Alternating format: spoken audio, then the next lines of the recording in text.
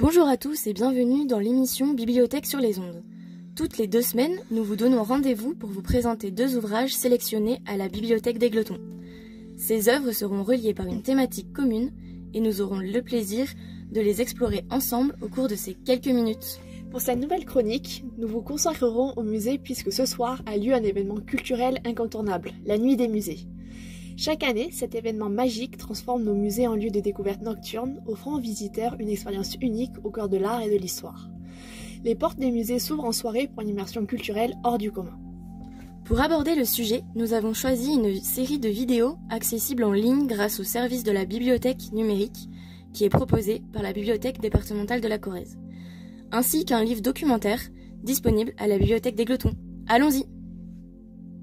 Pour notre première œuvre, nous avons le plaisir de vous présenter une série de vidéos humoristiques intitulée « Amusez-vous, amusez-moi », produite par Dada Media et créée par Fouzia Kekesh.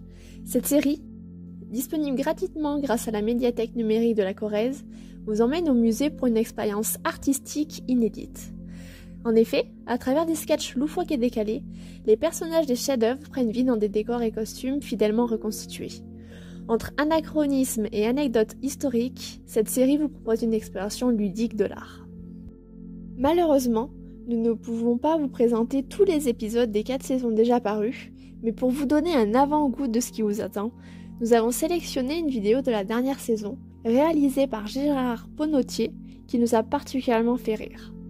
Dans le désespéré, Courbet est profondément désolé en apprenant que L'origine du monde, l'un de ses tableaux les plus emblématiques, a été banni des réseaux sociaux pour indécence. Sa réaction spontanée lors d'une interview avec un reporter nous révèle le parcours mouvementé de cette œuvre. En effet, elle est partie de la Hongrie pour aller à l'Union soviétique, mais a fini par être exposée à New York. Tout ça alors qu'elle avait été initialement commandée par un empereur ottoman. Dans ce sketch, Courbet exprime son mécontentement face à la censure des réseaux sociaux, tout en soulignant la portée philosophique et humanitaire de son art. Ces propos font actuellement écho au propre dire du peintre au XIXe siècle. Il a en effet dit « Je me suis constamment occupé de la question sociale et des philosophies ». En plus de cette interview, vous pouvez découvrir Courbet se plaignant du prix de l'essence alors qu'il tente de s'exiler en Suisse en 1873, ainsi qu'une interview dans le style de Combini, le tout grâce à « Amusez-vous, amusez-moi ». Cette saison offre également des mises en scène du baiser de Francisco Hayez, du Barde noir de Jean-Léon Gérôme et bien d'autres encore. Alors ne tardez pas à les découvrir. Pour les 3 premières saisons, nous vous recommandons grandement l'épisode sur Mona Lisa et celui sur la jeune fille à la perle. La série mêle habilement les thèmes d'actualité à un contexte historique, offrant ainsi un humour résolument décalé. Les costumes, les acteurs, le maquillage et les décors sont soigneusement choisis pour recréer fidèlement chaque détail de l'œuvre originale. Une touche de magie opère lorsque les offres s'animent, laissant place à toutes les surprises. Et pour rappel, cette série est disponible totalement gratuitement sur la médiathèque numérique de la Corrèze grâce à votre abonnement à la bibliothèque municipale d'Égletons. Passons maintenant à notre deuxième œuvre, comment faire une chronique sur les musées sans parler du Louvre. D'autant plus pour un événement tel que la Nuit des musées, qui vise justement à mettre en lumière ces hauts lieux de patrimoine. Ça tombe bien, puisque dans le fond de la bibliothèque, nous avons un livre dédié à la mise en lumière de l'ancien palais royal. Une mise en lumière au sens strict du terme cette fois-ci. À travers des photographies captivantes et des explications d'experts, ce livre documentaire nous plonge au cœur de cette entreprise, mettant en valeur l'harmonie des lieux et leur histoire singulière. Il est crucial de se rappeler que le Louvre tel que nous le connaissons aujourd'hui a été façonné et enrichi au fil de près de 8 siècles. Tour à tour palais de parade et palais de la nation, il a toujours été le théâtre de festivités et de cérémonies officielles. Les cours carrées et Napoléon ont été les témoins de magnifiques illuminations, héritage d'un système d'éclairage urbain mis en place dès le Second Empire et dont le Grand Louvre perpétue aujourd'hui l'esprit. Plongeons donc dans cette histoire peu connue d'une mise en lumière, au sens propre comme au figuré. Le musée du Louvre, témoin majestueux de l'histoire française, déploie une architecture riche et éblouissante, un héritage qu'il nous incombe de préserver et de magnifier. Grâce à l'intervention d'experts en la matière ainsi que d'EDF, le Louvre s'ouvre désormais sur la ville, invitant les Parisiens à flâner sur ses parvis et à franchir ses portes. La mise en lumière des façades, notamment de la cour Carrée et de la cour Napoléon, contribue à cette invitation, offrant aux noctambules parisiens un spectacle captivant. Il s'agit là d'une invitation à investir l'espace public, se l'approprier pour mieux connaître et l'apprécier.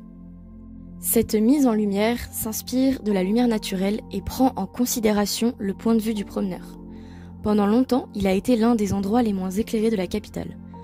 Comme de nombreux autres monuments urbains, le Louvre n'a pas été conçu pour être illuminé la nuit. Son architecture est pensée pour être sublimée par la lumière du soleil. Cette lumière naturelle modifie profondément notre perception. Ainsi, pour éclairer les cours du Louvre, il a été décidé d'imiter autant que possible la lumière du jour.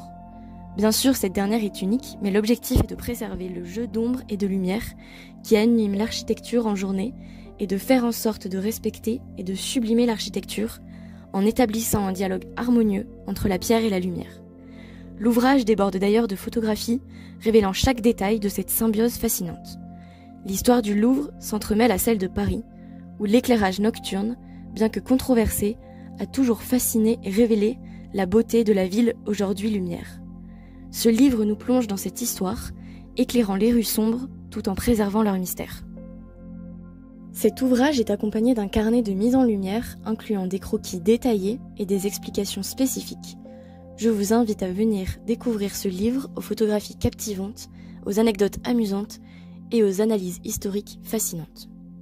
Nous espérons que vous avez apprécié cette courte plongée dans le monde fascinant des musées, à travers les ouvrages et les vidéos que nous avons eu le plaisir de vous présenter.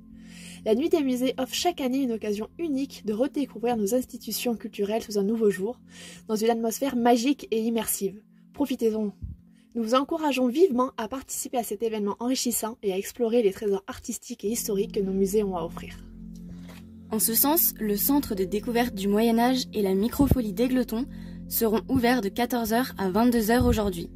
L'équipe vous propose une visite libre du CDMA, ainsi qu'à découvrir sa nouvelle exposition interactive nommée Horae, de l'artiste Ansu. Nous vous invitons également à découvrir notre sélection d'ouvrages dédiés au musée au sein de la bibliothèque d'Égletons, ainsi qu'à profiter des ressources en ligne disponibles grâce à la bibliothèque numérique de la Corrèze. Merci de nous avoir rejoints sur les ondes et rendez-vous bientôt pour de nouvelles explorations littéraires.